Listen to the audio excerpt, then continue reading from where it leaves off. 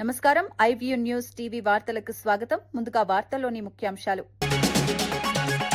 కలుషిత నీరు, కలుషిత పాలు ఘటనపై అధికారులను ప్రశ్నించిన సీఎం. ప్రజల ఆరోగ్యంపై నిర్లక్ష్యం సహించబోమన్న చంద్రబాబు. కలెక్టర్లు క్షేత్రస్థాయిలో పర్యటించాలని సీఎం ఆదేశం. కల్తీ ఘటనలపై అధికారులకు సీఎం హెచ్చరిక. పేదల కోసం పోరాడుతున్న కవిత గొంతు నొక్కుతున్నారని ఆరోపణ. వెలుగుమట్ల బాధితుల కోసం కవిత పోరాటం అన్న జాగృతి నేతలు. మహిళా గొంతు నొక్కుతున్నారన్న ప్రభుత్వంపై విమర్శ. 700 కుటుంబాల సమస్యలపై కవిత పోరాటమన్న జాగృతి.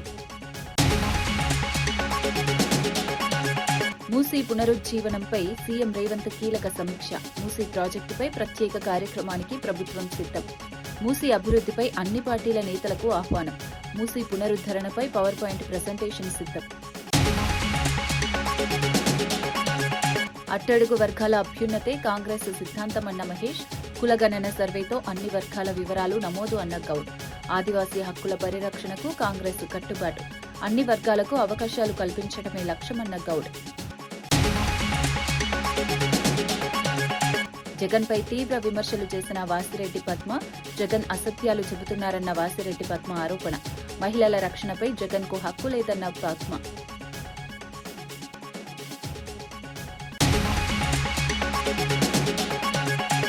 పార్లమెంటులో స్పీకర్పై అవిశ్వాస తీర్మానం చర్చ సందర్భంగా టీడీపీ ఎంపీ లావు శ్రీకృష్ణదేవరాయలు చేసిన వ్యాఖ్యలను భువనగిరి ఎంపీ చామల కిరణ్ కుమార్ రెడ్డి తీవ్రంగా ఖండించారు.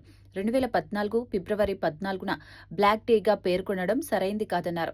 తెలంగాణ రాష్ట్రం రాజ్యాంగబద్దంగా ఏర్పడిందని, అప్పట్లో అన్ని రాజకీయ పార్టీలు దీనికి మద్దతు తెలిపాయని గుర్తు చేశారు. బీజేపీ నాయకులను ప్రసన్నం చేసుకోవడానికి ఇలాంటి తప్పుడు వ్యాఖ్యలు చేయకూడదన్నారు. ప్రస్తుతం 2 రాష్ట్రాలు సత్సంబంధాలతో ముందుకు సాగుతున్న సమయంలో ఇలాంటి వ్యాఖ్యలు ప్రాంతాల మధ్య విభేదాలను పెంచుతాయని హెచ్చరించారు. తెలంగాణ ప్రజల భావోద్వేగాలను గౌరవించాలని సూచించారు. పార్లమెంటు వంటి వేదికలపై బాధ్యతాయుతంగా మాట్లాడాలని అన్నారు. ఇప్పుడు ఈ రోజు ముఖ్యమంత్రిగా ఉన్న చంద్రబాబు నాయుడు కూడా నేను తెలంగాణకు వ్యతిరేకం కాదు, నేను తెలంగాణ ఇయ్యాలి అని కోరుకునే వ్యక్తిని అని ప్రత్యేకంగా ఓపెన్ గా చెప్పిండు. ఓపెన్ గా వాళ్ళందరూ కూడా పార్లమెంట్ కి వాళ్ళ ఇంట్రెస్ట్ ని తెలియజేసారు, అన్ని పొలిటికల్ పార్టీలు. అప్పుడున్నటువంటి బీజేపీ సుష్మా స్వరాజ్ ని ఈ రోజు కూడా బీజేపీ వాళ్ళు గొప్పలు చెప్పుకుంటారు. సుష్మా స్వరాజ్ వల్లనే ఈ రోజు తెలంగాణ వచ్చిందని. మరి leader of opposition Telugu Desam party BJP నాయకులను ప్రసన్నం చేసుకోనికే నిన్న పార్లమెంట్ ఫ్లోర్ మీద మాట్లాడుతూ, లోక్సభలో ఫ్లోర్ మీద మాట్లాడుతూ ఆ రోజు జరిగిన ప్రక్రియనే తప్పు పట్టడాన్ని నేను ఖండిస్తున్నాను. ఎందుకంటే ఈరోజు కేవలం మీరు అంటగాగుతున్నటువంటి బీజేపీ అంటే 18th లోక్సభలో చంద్రబాబు నాయుడు, నితీష్ కుమార్ గారు ఇద్దరు కలిసి ప్రజలు వారికి ఓటేసినా వారు బీజేపీకి మద్దతు ఇచ్చి ఈ 18th లోక్సభను కాపాడితే కాపాడిరు. సరే, ప్రజాస్వామ్యంలో వాళ్ళకు ఓటేసిరు, వాళ్ళ ఇష్టానుసారంగా వాళ్ళ తర్వాత ఎన్డీఏకు జతగట్టిరు. దాన్ని నేను తప్పు పడతలేను. కానీ కేవలం నిన్న ఫ్లోర్ మీద బీజేపీ నాయకులను ప్రసన్నం చేసుకోనికనే చరిత్రను తప్పుగా చిత్రీకరించి ప్రజల సెంటిమెంట్లకు ఎగెనెస్ట్ గా మాట్లాడడాన్ని తప్పు పడుతున్న లావు కృష్ణదేవరాయలు గారు. ఎందుకంటే ఈరోజు 2 రాష్ట్రాలు విడిపోయి సత్సంబంధాలతో మంచిగా నడుస్తున్న వ్యవస్థ. మీరు ఇలాంటి వాక్యాలు ఎవరినో ప్రసన్నం చేసుకోనికే మాట్లాడి దాన్ని బ్లాక్ డేగా వర్ణించి మళ్ళీ దాని మీద ప్రత్యేక చర్చ పెట్టాలని నువ్వు parliamentary affairs minister Kiran Rijiju గారిని రిక్వెస్ట్ చేయడము, ఇదంతా చూస్తుంటే మరి నీకు అవగాహన ఉందా? మరి 2014లో అది జరిగినప్పుడు నువ్వు ఏ వ్యాపారంలో ఉన్నావు, ఏ దేశంలో ఉన్నావో నాకు తెలియదు. ఎందుకంటే మీరు ముఖ్యంగా మీరు ఫ్లోర్ లీడర్ గా ఉన్నారు కాబట్టి మీరు చరిత్రను తెలుసుకోవాలి, లేదా మీ నాయకులను అడిగి వాస్తవాలు మాట్లాడాలి. ఏది మీ టీడీపీ నాయకులు, అంతే తప్ప ఇష్టానుసారంగా మాట్లాడితే ఊకునేది లేదు. ఇరాన్, అమెరికా, ఇజ్రాయెల్ మధ్య జరుగుతున్న యుద్ధం ప్రభావంతో దేశవ్యాప్తంగా గ్యాస్ కొరత ఏర్పడిందని మాజీ ఎంపీ వి హనుమంతరావు అన్నారు. ఇది రాష్ట్రాల సమస్య కాదని కేంద్ర ప్రభుత్వ సమస్య అని వ్యాఖ్యానించారు. ప్రధాని మోడీ వెంటనే ఈ సమస్యను పరిష్కరించాలని డిమాండ్ చేశారు. గ్యాస్ లేకపోవడంతో హాస్టళ్లలో చదువుకునే విద్యార్థులు భోజనం లేక ఇబ్బందులు పడుతున్నారని తెలిపారు. హోటళ్లు కూడా మూతపడే పరిస్థితి ఏర్పడిందని అన్నారు. ప్రజల జీవన విధానంపై ఈ సమస్య తీవ్ర ప్రభావం చూపుతోందన్నారు. అంతర్జాతీయ స్థాయిలో జరుగుతున్న యుద్ధాన్ని ఆపేందుకు కూడా ప్రధాని చర్యలు తీసుకోవాలని సూచించారు. పిల్లలు హాస్టల్లో చదువుతున్న వాళ్ళకు ఇదొక ఏది భోజనాలకు ఇబ్బంది అవుతుంది, తిండి లేక మళ్ళీ హాస్టల్ పిల్లలు ఇప్పటికే మాకు మంచి భోజనం దొరకలేదని కొన్ని దగ్గర పిల్లలు కూడా చనిపోతున్నారు. ఈ గ్యాస్ కొరత వల్ల స్టూడెంట్స్ అది గిరిజనులు కావచ్చు, ఎస్సీలు కావచ్చు, బీసీలు కావచ్చు, హాస్టళ్లలో భోజనాలు లేకుండా పోతే భోజనం లేక చనిపోవడం కూడా జరుగుతుంది. అదేవిధంగా హోటల్స్ కూడా అన్ని దగ్గర కూడా మూసేస్తున్నారు, హోటల్స్ బంద్ చేస్తున్నారు. ఏంది ఇది? దీని మీద నరేంద్ర మోడీ నోరు విప్పాలి, ఈ యుద్ధాన్ని ఆపడానికి ప్రయత్నం చేయాలి. లేకపోతే ఇంకా చాలా మందికి అన్యాయం జరుగుతుంది. ఒక సీనియర్ నాయకుడిగా, ఓబీసీ ఎంపీసీ మాజీ కన్వీనర్ గా నరేంద్ర మోడీని కోరుతున్న అదే కూడా విదేశాంగ మంత్రి కేవలం రిప్లై కాదండి, మాకు న్యాయం జరగాలి. దానికి కూడా ఇవాళ మీరు ఏం మాట్లాడతలేరు? తెలంగాణ రాష్ట్రంపై లోక్సభలో టీడీపీ ఎంపీ చేసిన వ్యాఖ్యలను ఎంపీ వడ్డిరాజు తీవ్రంగా ఖండించారు. 14 సంవత్సరాల పాటు శాంతియుతంగా పోరాడి సాధించుకున్న ప్రత్యేక తెలంగాణపై ఇలాంటి వ్యాఖ్యలు చేయడం సరైంది కాదన్నారు. టీడీపీ ఎంపీ తన వ్యాఖ్యలను వెంటనే బేషరతుగా వెనక్కి తీసుకోవాలని డిమాండ్ చేశారు. సభలో ఉన్న కాంగ్రెస్ మరియు బీజేపీ ఎంపీలు ఇప్పటి వరకు ఈ వ్యాఖ్యలను ఖండించకపోవడం ఆశ్చర్యంగా ఉందన్నారు. దీని వెనుక ఏదో కుట్ర ఉందని అనుమానం వ్యక్తం చేశారు. తెలంగాణ ప్రజల భావోద్వేగాలను గౌరవించాలని సూచించారు. బ్లాక్ డే అని ఫిబ్రవరి 14, 2014 ఒక బ్లాక్ డేగా, ఒక డార్క్ డేగా చిత్రీకరించడం తెలంగాణ రాష్ట్రంలో ఉన్న సభ్య సమాజానికి ఒక బాధాకరమైన అంశంగా, ఇది ఒక అవమానకరంగా భావిస్తున్నాం. దానికి మా బీఆర్ఎస్ పార్టీ తీవ్రంగా మేమందరం కూడా ఖండిస్తున్నాం. దీన్ని బేషరతుగా ఆ పదాన్ని వెనక్కి తీసుకోవాలి. ఇంతకుముందు మా అన్న సురేష్ అన్న చెప్పినట్టుగా ఒక బిల్ పాస్ చేసే ప్రక్రియలో అనేక కట్టుదిట్టమైన ప్రోగ్రామ్స్ చేస్తారు, చర్యలు తీసుకుంటారు. దాంట్లో భాగంగా చేసి చాలా 14 ఏళ్ల పోరాటం తర్వాత వచ్చినటువంటి తెలంగాణను కేసీఆర్ గారు 10 ఏళ్లు బ్రహ్మాండంగా పాలించి ఒకటే ఒక మాట మాట్లాడారు. ఒకటే ఎగ్జాంపుల్, 2 రాష్ట్రాలు విడిపోయినప్పటికీ ఒక అన్నదమ్ముల్లా కలిసి ఉంటామనే భావన కల్పించి, ఎవరికైనా ఆంధ్ర వాళ్ళు కానీ ఎవరైనా సరే ఇక్కడ ఉన్న ఏ రాష్ట్రం నుంచి వచ్చి ఉన్న వాళ్ళని ఏ ఇబ్బంది పడ్డా వాళ్ళ కాళ్లకు ముళ్ళు గుచ్చుకుంటే నేను పంటితో తీస్తాను అని చెప్పేసి కేసీఆర్ గారు ఏదైతే మాట చెప్పారో ఆ మాట ప్రకారం ఇప్పటి వరకు కూడా ఎక్కడ కూడా ఎలాంటి ఇబ్బందులు లేకుండా ఒక సోదర భావంతో ప్రశాంతమైన వాతావరణం తెలంగాణను అభివృద్ధి చేసుకుంటూ ముందుకెళ్తున్నటువంటి వాతావరణంలో 2 రాష్ట్రాలు ఎక్కడోళ్ళక్కడ డెవలప్ చేసుకుంటున్న తరుణంలో నిన్న ఒక లోక్సభ నాయకుడు మాట్లాడడం ఒక బ్లాక్ డేగా, ఒక డార్క్ డేగా చిత్రీకరించడం, మాట్లాడడం, దాన్ని తీవ్రంగా ఖండిస్తున్నాం. ఈ పదాల్ని తీవ్రంగా బేషరతుగా వెనక్కి తీసుకోవాలి. దీనిపై ఆంధ్ర సీఎం చంద్రబాబు నాయుడు గారు, డిప్యూటీ సీఎం పవన్ కళ్యాణ్ గారు కూడా స్పందించాల్సిన అవసరం ఉంది. ఎందుకంటే ఎక్కడో ఏదో మూలన తెలంగాణ సమాజానికి అనుమానాలు రేకెత్తించే విధంగా మాట్లాడిన మాటలు అవి.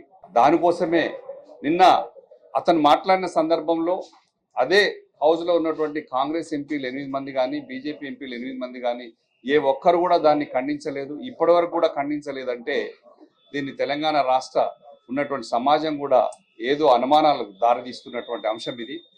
దీన్ని మేము తీవ్రంగా ఖండిస్తున్నాం. ఖచ్చితంగా వెనక్కి తీసుకోవాలి. ఎప్పుడైనా సరే మట్టి పైనకైనా సరే ఇంటోడు ఉండాలని చెప్పేసి కేసీఆర్ గారు ఎలా అయితే చెప్తారో, బీఆర్ఎస్ పార్టీ కూడా లోక్సభ సభ్యులు కనుక నిన్న ఉండి ఉంటే లోక్సభలో ఖచ్చితంగా తీవ్రంగా ఖండించే వాళ్ళం. ఇది తెలంగాణ సమాజానికి ఒక మచ్చలాగా మిగిలిపోకుండా దాన్ని వెంటనే చర్య తీసుకోవాలని చెప్పి టీడీపీ పార్టీని మేము డిమాండ్ చేస్తున్నాం.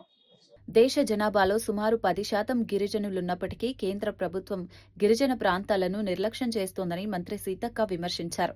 కేంద్రానికి గిరిజన ప్రాంతాల సంపదపై ఉన్న ఆసక్తి గిరిజనుల అభివృద్ధిపై లేదన్నారు. నెహ్రూ కాలం నుంచి రాహుల్ గాంధీ వరకు కాంగ్రెస్ పార్టీ గిరిజన సంక్షేమం కోసం కృషి చేస్తోందని తెలిపారు. గిరిజనులకు కాంగ్రెస్ పార్టీనే అండగా నిలుస్తోందన్నారు. గిరిజన ప్రాంతాల్లో విద్య మరియు ఉపాధి అవకాశాలను పెంచి వారి సర్వతోముఖ అభివృద్ధి సాధించడమే కాంగ్రెస్ లక్ష్యమని మంత్రి సీతక్క పేర్కొన్నారు. నుంచి మొదలు పెడితే ఈ రోజు రాహుల్ గాంధీ గారి వరకు గిరిజన ప్రాంతాలను అభివృద్ధి చేసుకోవాలి, ట్రైబల్ నాయకత్వాన్ని డెవలప్ చేయాలని కలలు గని గిరిజనుల కోసం 5th షెడ్యూల్ ఏరియా కావచ్చు, అటు ఈశాన్య రాష్ట్రాల్లో 6th షెడ్యూల్ ఏరియా కావచ్చు, లేదా మైదాన ప్రాంతాల్లో మాడా పథకం కావచ్చు, ఐటీడీఎల్ కావచ్చు, అదే విధంగా పీసా కావచ్చు, ఇట్లా ఏ తెగకైనా కూడా ఆయా కాలాలలో టైమింగ్స్ బట్టి 1950 నుంచి ఇప్పటి వరకు మన ప్రభుత్వం కేంద్రంలో ఉన్నంత వరకు కొత్త కొత్త విధానాలు తీసుకొచ్చి మన గ్రామాలను మనల్ని రక్షించే విధంగా, మన జనాభాకు అనుగుణంగా రిజర్వేషన్లు ఇచ్చే విధంగా మరి ఆలోచించి మరి పనిచేసింది కాంగ్రెస్ ప్రభుత్వం.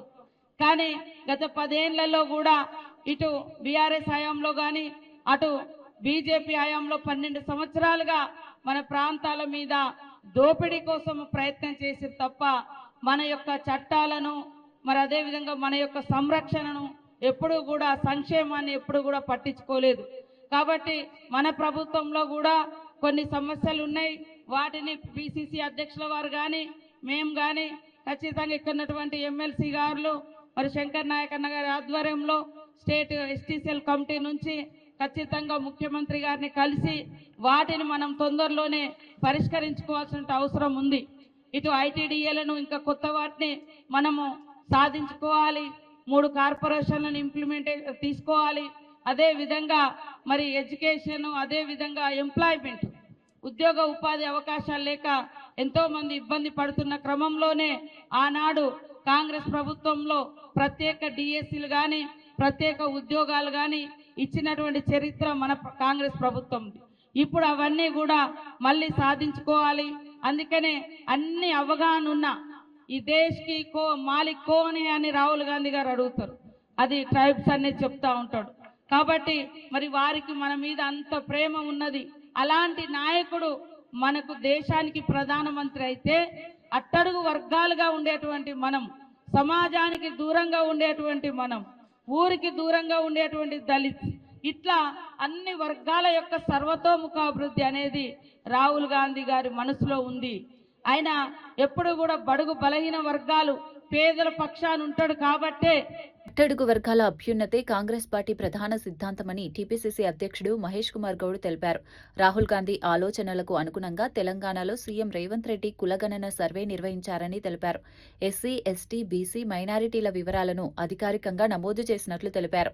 ఆదివాసీ హక్కుల పరిరక్షణ మరియు వారి జీవన ప్రమాణాల మెరుగుదల కోసం కాంగ్రెస్ ప్రభుత్వం పనిచేస్తోందన్నారు. కార్పొరేషన్లు మరియు డైరెక్టర్ పదవుల ద్వారా అన్ని వర్గాలకు అవకాశాలు కల్పించడమే ప్రభుత్వ లక్ష్యమని మహేష్ గౌడ్ చెప్పారు. ఒక ఉద్యమంగా మారింది అది. రాహుల్ గాంధీ ఆకాంక్షని పరిపూర్ణంగా నెరవేర్చిన వ్యక్తి ఎవరు అంటే అగ్రవర్ణానికి చెందినటువంటి రేవంత్ రెడ్డి గారు. ఈ రాష్ట్రంలో రాహుల్ గాంధీ ఆశల్ని పూరిస్తూ కుల సర్వే చేసి ఎస్సీ, ఎస్టీ, బీసీ, మైనారిటీల సంఖ్య తెలియపరుస్తూ ఒక అఫీషియల్ డాక్యుమెంట్ ఇచ్చినాడు. బ్రిటిష్ పాలనలో 100 ఏళ్లకు ముందు జరిగినటువంటి కుల సర్వే తర్వాత ఈ దేశంలో స్వాతంత్ర భారతదేశంలో ఏదైనా రాష్ట్రం కుల సర్వే చేసింది అధికారికంగా అంటే అది తెలంగాణ రాష్ట్రం మాత్రమే. మిత్రులారా, ఎందుకు ఇవన్నీ చేస్తా ఉన్నాం అంటే ఇది ఖర్గే గారు, రాహుల్ గాంధీ, సోనియా గాంధీ గారి యొక్క ఆకాంక్ష. రేవంత్ రెడ్డి గారైనా నేనైనా కాంగ్రెస్ కుటుంబానికి అత్యంత నమ్మకస్తులుగా ఇవాళ ఈ రాష్ట్రంలో వారికి అనుగుణంగా పాలన జరుగుతూ ఉంది. కార్పొరేషన్ చైర్మన్లు ఇచ్చాం, 2 కార్పొరేషన్లు ఇచ్చాం. మిగిలిన కార్పొరేషన్ కూడా పేయబోతా ఉన్నాం. మార్చి ఆఖరికల్లా కార్పొరేషన్ చైర్మన్స్ తో పాటు వెల్లయ్య నాయకు, శంకర్ నాయక్ కలిసి ఇచ్చినటువంటి లిస్టులో మెజారిటీ సభ్యులకి డైరెక్టర్ పోస్టులు ఇవ్వబోతా ఉన్నాం. ఆలస్యమైంది మిత్రులారా, డైరెక్టర్ లేడు, ఆలస్యమైంది ఒప్పుకుంటాను, రకరకాల కారణాలు. కానీ డెఫినెట్గా మార్చ్ ఎండింగ్ కానీ ఫస్ట్ ఏప్రిల్ కానీ ఏప్రిల్ మొదటి వారంలో కానీ వేయబోతా ఉన్నాం. కాంగ్రెస్ పార్టీ మనందరి పార్టీ. కేసీఆర్ లాగా ఒక వ్యక్తి పాలన కాదు, ఇది సమిష్టి పాలన. కాంగ్రెస్ పార్టీ అంటేనే సమిష్టి నిర్ణయాలు. దానిలో భాగంగానే ఈ రాష్ట్రంలో ఏ ప్రభుత్వ పరంగా నిర్ణయం తీసుకున్నా పార్టీ ఫిరాయింపుల అంశంపై రాజ్యాంగంలో మార్పులు కావాలని కాంగ్రెస్ కేంద్ర నాయకురాలు మాట్లాడుతున్నారని ఎంపీ కేఆర్ సురేష్ రెడ్డి అన్నారు. కానీ తెలంగాణలో మాత్రం కాంగ్రెస్ దీనికి విరుద్ధంగా వ్యవహరిస్తోందని విమర్శించారు. ఒక పార్టీ నుంచి గెలిచి మరో పార్టీ నుంచి పోటీ చేయటం ప్రజాస్వామ్యానికి విరుద్ధమన్నారు. స్పీకర్ ఇచ్చిన తీర్పు ప్రజల్లో నవ్వుల పాలవుతుందని వ్యాఖ్యానించారు. ఇలాంటి తీర్పులు ప్రజాస్వామ్యానికి మంచివి కావని అన్నారు. ఈ తీర్పుపై అన్ని అవకాశాలను ఉపయోగించి జ్యుడిషియల్ రివ్యూకు వెళ్తామని తెలిపారు. అవసరమైతే ఈ అంశాన్ని పార్లమెంట్లో కూడా ప్రస్తావిస్తామని స్పష్టం చేశారు. ఈ విషయంపై రాజకీయంగా మరింత పోరాటం కొనసాగిస్తామని చెప్పారు. కొన్ని కేసులు అయితే దాన్ని ఆంగ్లంలో అంటారు కదా, ఓపెన్ అండ్ షట్ కేసు అని. ఒక పార్టీ నుంచి పోటీ చేశావు, మళ్ళీ ఓ పార్టీలో జాయిన్ అయ్యావు, వేరే పార్టీ నుంచి మళ్ళీ పోటీ చేసినప్పటికి కూడా మరి అది పార్టీ మార్పిడి కింద తీసుకోలేమనే మాట చెప్పడం, మరి స్పీకర్ గారి నిర్ణయాన్ని పై మేమే వెళ్ళటం లేదు. కానీ తప్పనిసరిగా ప్రభుత్వం ఏ విధంగానైతే ఒత్తిడి పెడుతుందో తెలంగాణ ప్రభుత్వం, తెలంగాణలో ఉన్న కాంగ్రెస్ పార్టీ మరి యాంటీ డిఫెక్షన్ బిల్ని నిజంగా మరి దేశ ప్రజలు నవ్వే విధంగా మరి అక్కడ పరిపాలన కొనసాగుతుందనే విషయాన్ని చాలా స్పష్టంగా కనిపిస్తుంది. మరి ఈరోజు ఒక శాసనసభ్యుడు తన పార్టీ వదిలేసి వేరే పార్టీ నుంచి నిలబడి పోటీ చేసినా, లేకుంటే స్పష్టంగా వేరే పార్టీలో జాయిన్ అయినా, కండువాలు వేసుకున్నా మరి వాళ్ళు పార్టీ మార్పలేదనే మాట చెప్పడం నిజంగా ఇది ప్రజాస్వామ్యానికి, ప్రత్యేకంగా పార్లమెంటరీ డెమోక్రసీకి ఇది నిజంగా ఇది మంచి విషయం కాదని భావించాలి. ఏదైతే మాకు అవకాశాలు ఉన్నాయో మా పార్టీ ప్రతి ఒక్క వేదికపై ఈ అంశాన్ని తీసుకెళ్ళి ఈ కాన్స్టిట్యూషనల్ గా కానీ లీగల్ గా పోరాటంతో పాటు పొలిటికల్ బ్యాటిల్ కూడా బీఆర్ఎస్ పార్టీ దీనిపై తప్పనిసరిగా టేకప్ చేస్తాం. పార్లమెంట్ లో కూడా ఈ అంశాన్ని, ఎందుకంటే మొదటి నుంచి కూడా ప్రతి ఒక్క అంశంపై కేసీఆర్ గారు ఇచ్చిన ఆదేశాల మేరకు మేము ప్రతి సందర్భంలో ఈ యాంటీ డిఫెక్షన్ పై మాట్లాడడం జరుగుతుంది. యాంటీ డిఫెక్షన్ ని వాటర్ టైట్ చేయండి అంటే ఎక్కడ కూడా లొతుకులు లేకుండా మరి స్పష్టత తీసుకురావడానికి చట్టాల్లో మార్పులు తీసుకురావాలని గత 4-5 సంవత్సరాల నుంచి బీఆర్ఎస్ పార్టీ దీనిపై పార్లమెంట్ లో కొనసాగుతూనే ఉంది మా పోరాటన. రేపు తప్పనిసరిగా చట్టాల్లో మార్పులు తీసుకొచ్చే విధంగా మా పార్టీ ముందు ఉంటుందనే విషయాన్ని మనం చూస్తున్నాం. పేదల తరపున పోరాటం చేస్తున్న కల్వకుంట్ల కవితను అణగదొక్కే ప్రయత్నం జరుగుతోందని జాగృతి నాయకులు ఆరోపించారు.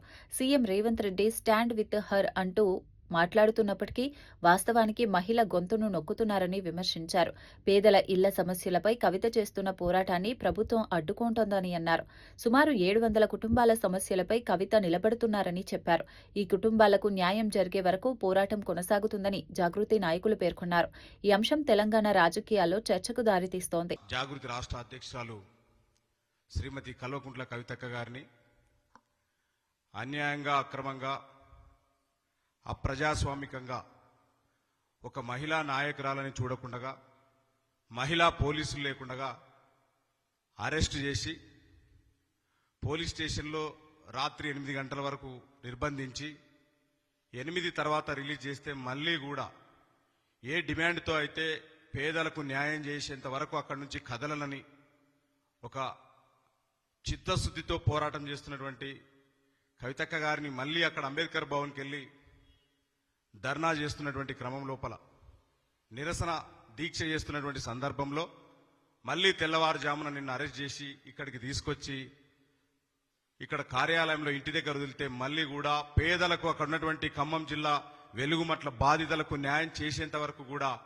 ఖచ్చితంగా ఈ నిరాహార దీక్ష మానని చెప్పేసి గట్టిగా పోరాటం చేస్తున్నటువంటి శ్రీమతి కల్వకుంట్ల కవితక్క గారికి ఈ సందర్భంగా ఉద్యమాభివందనాలు తెలియజేసుకుంటా ఉన్నాం. ఈరోజు మహిళా దినోత్సవం అయిపోయినటువంటి మార్చి 8న మహిళా దినోత్సవం జరిగితే రాష్ట్ర ప్రభుత్వం చాలా గట్టిగా స్టాండ్ విత్ హర్ అని చెప్పేసి గొప్ప కార్యక్రమం చేసింది. మేము ఆమెతో నిలబడతామని చెప్పేసి. కానీ దురదృష్టం, ఒక మహిళని చూడకుండగా, మీరు ఏ చిత్తశుద్ధి లేకుండగా, అంటే మీకు ఇదొక ఉదాహరణ, మీకు మహిళల పట్ల చిత్తశుద్ధి లేదని చెప్పడానికి మహిళా దినోత్సవం అయిపోయినటువంటి 2 రోజులకే కనీసం విచక్షణ లేకుండా ఒక అప్రజాస్వామికంగా న్యాయబద్ధమైనటువంటి డిమాండ్తో పేద వర్గాలకు న్యాయం చేయాలన్నటువంటి ఏకైక లక్ష్యంతో ఎవరో ఇచ్చిన భూములు కావవి, ప్రభుత్వ భూములు అంతకన్నా కావవి, భూదాన్ ట్రస్ట్ ద్వారా సంక్రమించినటువంటి న్యాయబద్ధమైనటువంటి పట్టాలు కలిగి ఉన్నటువంటి పేదలను మీ భూదాహం కోసం ఖమ్మం జిల్లాలో ఉన్నటువంటి 3 మంత్రుల కోసం ఈ రకంగా చేయడం దుర్మార్గం అని చెప్పేసి గట్టిగా నిలబడి మాట్లాడితే మహిళ గొంతు నొక్కే ప్రయత్నం చేసినారు.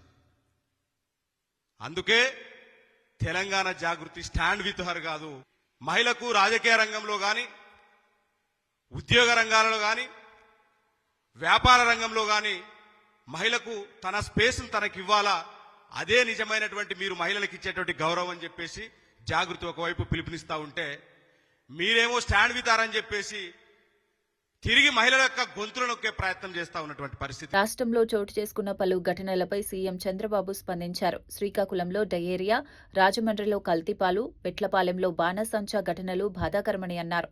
నీరు కలుషితమవుతుంటే మరియు పాలు కల్తీ అవుతుంటే సంబంధిత శాఖలు ఏం చేస్తున్నాయని ప్రశ్నించారు. ప్రజల ఆరోగ్యంతో సంబంధమున్న అంశాల్లో నిర్లక్ష్యం సహించబోమన్నారు. జిల్లాల కలెక్టర్లు కనీసం 8 రోజులు క్షేత్రస్థాయిలో పర్యటించాలని ఆదేశించారు.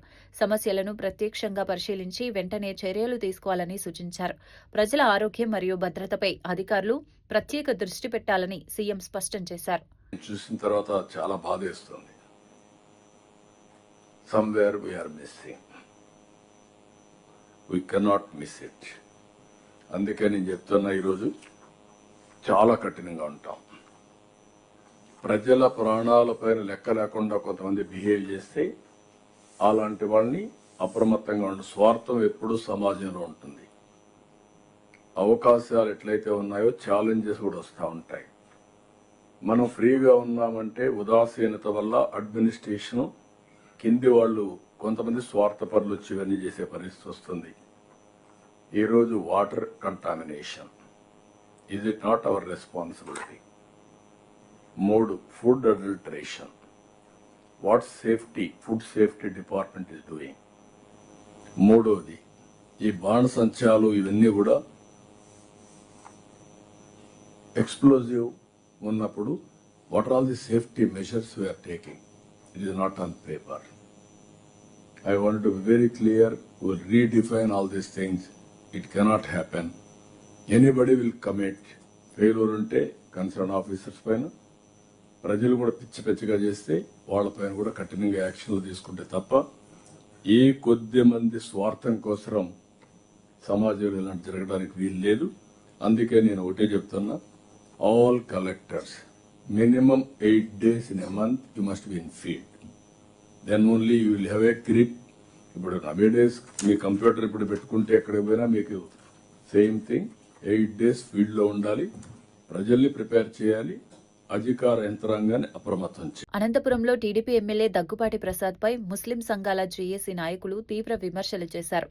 టీడీపీ కార్యకర్త నూర్ మహ్మద్ను ఎమ్మెల్యే అనుచరులు బెదిరించారని ఆరోపించారు. రాయల్ మధు మరియు ఇస్మాయిల్ అనే అనుచరులు ఈ బెదిరింపులకు పాల్పడ్డారని చెప్పారు. ఎమ్మెల్యే దగ్గుపాటి ప్రసాద్ రౌడీ షీటర్ల సలహాలతో వ్యవహరిస్తున్నారని విమర్శించారు. ఇఫ్తార్ విందుకు నూర్ మహ్మద్ హాజరు కాకపోవటమే ఈ వివాదానికి కారణమని తెలిపారు. అనంతపురంలో ఎమ్మెల్యే ఆగడాలు శృతిమించాయని ఆరోపించారు. ఈ వ్యవహారంపై చర్యలు తీసుకోవాలని ముస్లిం సంఘాల నాయకులు డిమాండ్ చేశారు. మేము తెలుగుదేశం పార్టీకి ఓట్లేసి గెలిపించిన దానికి మాకు దాని పరిహారంగా ఈ రోజు మైనార్టీల పైన దాడులు చేస్తుంటే మేము పునరాలోచించుకోవాల్సి వస్తుంది. రాబోయే మున్సిపల్ ఎన్నికలలో ఇటువంటి చెంచగాళ్ళని పక్కన పెట్టుకొని డబ్బున్న వాళ్ళని, ల్యాండ్ గ్రాబర్లని, శాండ్ మాఫియాని వెంట పెట్టుకొని ఎమ్మెల్యే గారు ఈ రకంగా ఉన్నారు. మీ పద్ధతి మార్చుకోవాలా. ఒకవేళ మీకు డబ్బు ఎంత ఖర్చు అయిందో చెప్పండి ఎమ్మెల్యే గారు. మీ డబ్బు ఇంటింటికి చందా వసూలు చేసుకొని మీరు ఎమ్మెల్యేగా నిలబడిన డబ్బు ఖర్చు రిటర్న్ ఇచ్చేస్తాం మేము మైనార్టీలంతా. మీరు ఎమ్మెల్యేగా రాజీనామా చేయండి. ఎమ్మెల్యేగా రాజీనామా చేసి మళ్ళీ మీరు ప్రజల్లోకి రండి. లేదా మీ వాళ్ళని, ఎవరైతే మా మైనార్టీ నాయకుడిని ఇఫ్తార్ పెడుతుంటే మీ అఫీషియల్ ప్రోగ్రామ్ లో అతని ఇంటికి ఇఫ్తార్ విందుకు ఎమ్మెల్యే గారు వస్తారని ప్రకటించిన తర్వాత ఒక వార్డు కార్పొరేటర్ ఆ మైనార్టీ ఇంటికి పోకూడదని చెప్పి వాడిని టార్చర్ పెట్టి వాడి ఇంటికి వచ్చి, నా వార్డు, నేను ఈ సామ్రాజ్యానికి నేను అధిపతిని, ఈ వార్డుకి అని చెప్పి, ఈ అధిపతి సామ్రాజ్యం ఏంది, అతని కాళ్ళు పట్టించుకుంటారు. ఒక మైనార్టీ లీడర్ ను పిలుచుకొని ఇంటికాడ కాళ్ళు పట్టించుకుంటే వాడు అగౌరవం పడలేక ఈ రోజు మందు తాగితే వాళ్ళ పిల్లం బిడ్డలు ఎవరు వాళ్ళకి సాగుతారు? ఎవరు వాళ్ళని న్యాయం చేస్తారు? ఎమ్మెల్యే గారు, మీరు మంచివారే కావచ్చు, కానీ చీడ పురుగులు మీ వెంట ఉన్నారు. వాళ్ళని తప్పించి గౌరవంగా మంచి విద్యావేత్తలను, మంచి పారిశ్రామికవేత్తలను, సామాజిక న్యాయం చేసే వాళ్ళను, స్వచ్ఛంద సంస్థల వాళ్ళను వెంట పెట్టుకొని తిరగండి. ఈ రకంగా రౌడీలను పెట్టుకొని తిరిగితే వారం లోపల మీరు క్షమాపణ చెప్పి మీ వాళ్ళతో క్షమాపణ చెప్పకపోతే మీ యొక్క ఇఫ్తియార్లు మేము బాయ్కాట్ చేస్తున్నాం. అనంతపురం పట్టణంలో ఈ రోజు నుంచి ఎమ్మెల్యే గారు ఏ మసీదుకు ఇఫ్తియార్కి పోకూడదు. పోయినారంటే ఆ మసీదుని మేము బ్లాక్ లిస్ట్ పెడతాం. ఆ మసీదు ముతవల్లికి కానీ పేష్మామకు కానీ తప్పకుండా వాళ్ళ ఇంటికి ముట్టడి చేస్తాం. ఈ రోజు నుంచి ఇఫ్తియార్కు నువ్వు పెట్టిన మైనార్టీ ఇఫ్తియార్ను నువ్వు తిరస్కరించినావు కాబట్టి నీ అనంతపురం పట్టణంలో ఎమ్మెల్యే గారు వచ్చిన ఏ ఇఫ్తియార్ కూడా జరగకూడదని సభాముఖంగా తెలియజేసుకుంటున్నాను. మేము తప్పకుండా కాంగ్రెస్ పార్టీ ఎప్పుడూ వెనకబడిన వర్గాల పక్షపాతిగా నిలుస్తోందని ఎమ్మెల్సీ అద్దంకి దయాకర్ అన్నారు.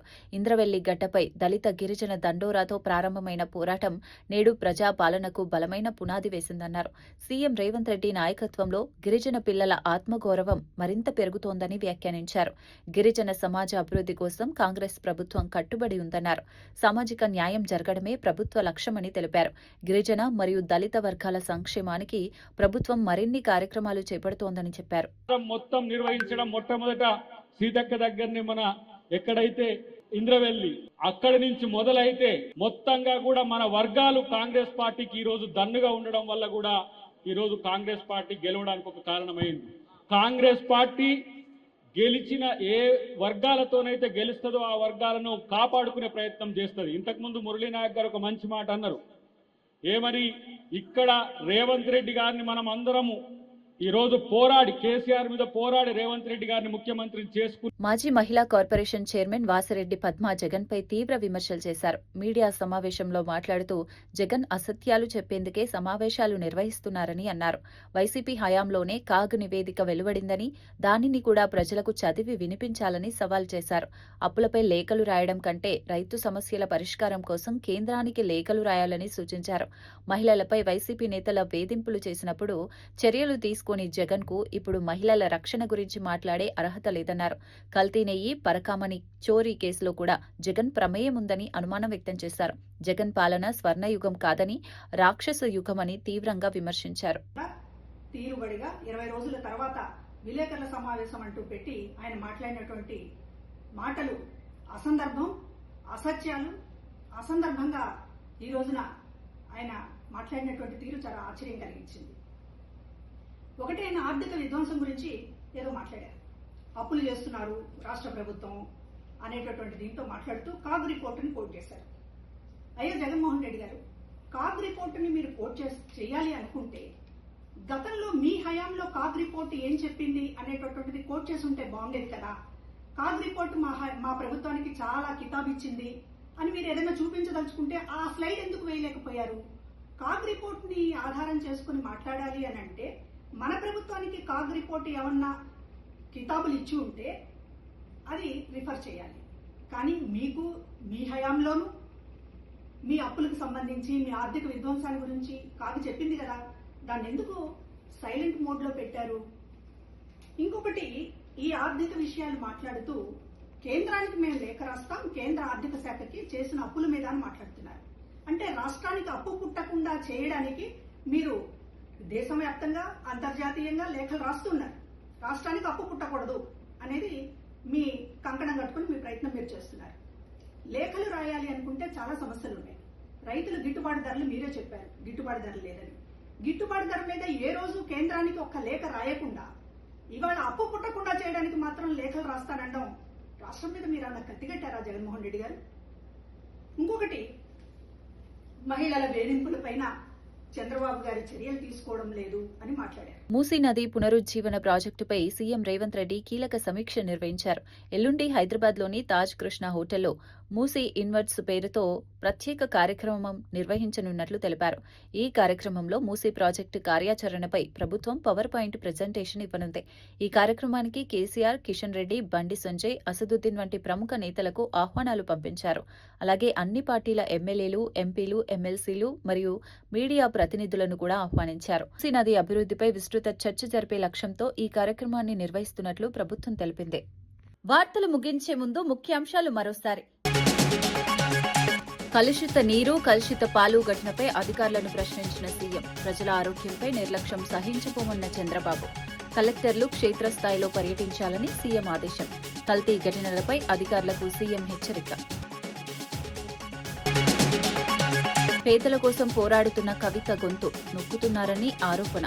వెలుగుమట్ల బాధితుల కోసం కవిత పోరాటం అన్న జాగృతి నేతలు. మహిళా గొంతు నొక్కుతున్నారన్న ప్రభుత్వంపై విమర్శ. 700 కుటుంబాల సమస్యలపై కవిత పోరాటమన్న జాగృతి. మూసీ పునరుజ్జీవనంపై సీఎం రేవంత్ కీలక సమీక్ష. మూసీ ప్రాజెక్టుపై ప్రత్యేక కార్యక్రమానికి ప్రభుత్వం సిద్ధం. మూసీ అభివృద్ధిపై అన్ని పార్టీల నేతలకు ఆహ్వానం. మూసీ పునరుద్ధరణపై పవర్ పాయింట్ ప్రెజెంటేషన్ సిద్ధం. అట్టడుగు వర్గాల అభ్యున్నతే కాంగ్రెస్ సిద్ధాంతమన్న మహేష్.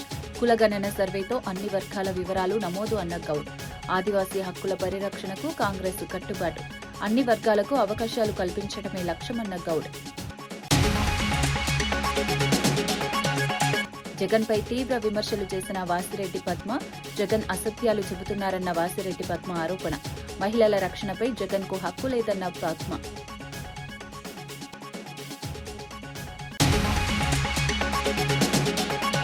ఈనాటి వార్తా విశేషాలు మరో బులెటిన్లో మళ్ళీ కలుద్దాం. నమస్కారం.